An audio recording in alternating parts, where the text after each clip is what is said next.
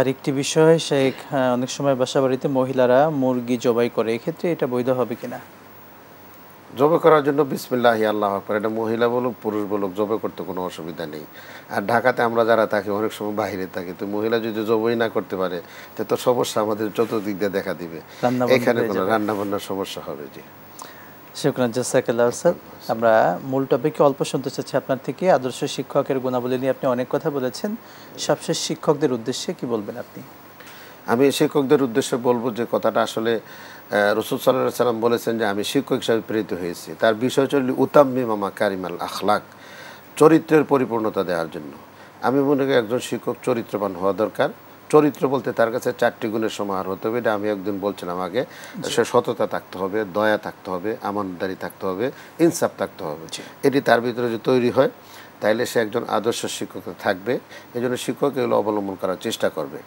আর দ্বিতীয় যে নসিহতটা আমি শিক্ষকদের উদ্দেশ্যে যে অনুরোধটা করতে চাই সেটা হচ্ছে যে আসলে আপনি যে বিষয়ের শিক্ষক হবেন সেই বিষয়ে যেন আপনার কোনো দুর্বলতা না থাকে, অস্পষ্টতা যেন না থাকে। আপনি নিজে অধ্যয়ন করবেন।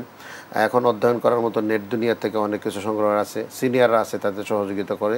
আসলে আমি যাদের কাছে বক্তব্যটা পেশ করছি তারা যেন বোধগম্য হয়, সেই ক্ষেত্রে আসলে শিক্ষকের সেই যোগ্যতা অবলম্বন করতে হবে। আমি বিভিন্ন দেশে দেখেছি, তুরস্কে আছে যে শিক্ষক তার বক্তব্যটা কীভাবে উপস্থাপনা করলো, এটা লাইটের সামনে অথবা গ্লাসের সামনে সে কী করতে হয়, আগে প্র্যাকটিস করতে হয় যে তার চেহারার ভঙ্গিটা কেমন হয়, সে তার চোখ তখন কোন দিকে থাকে, এই সমস্ত প্র্যাকটিস করে তাকে একবারে বাচ্চাদের আকর্ষণীয় করে তোলার জন্য, তার উপস্থাপনের জন্য সুন্দর হয়। এটা অবশ্যই চেষ্টা করতে হবে। এখন বাচ্চারা অনেক কিছু ফলো করে যে আসলে আমার স্যারের পোশাকটা কেমন, স্যারের টুপিটা কেমন বা চশমাটা কেমন, তার গেট আপসা কেমন, এগুলো সব কিছু কিন্তু দেখে। এই ক্ষেত্রে সে আসলে একজন শিক্ষণীয় হিসাবে সুন্দর পারফেক্ট একটা মানুষ হিসাবে সে শিক্ষার্থীদের সামনে যাবে। এবং পরবর্তী সময় আসলে প্রাতিষ্ঠানিক কিছু দায়িত্ব থাকে শিক্ষার পরিবেশকে সুন্দর করার জন্য। শিক্ষক অবশ্যই প্রতিষ্ঠান প্রধানকে যে সমস্ত বিধিবিধান শিক্ষার উন্নয়নে আছে এই ক্ষেত্রে সহযোগিতা করবে। শুকরান, জাযাকাল্লাহ শেখ, আপনাকে অসংখ্য ধন্যবাদ। গুরুত্বপূর্ণ সময়টুকু আমাদেরকে দিয়েছেন।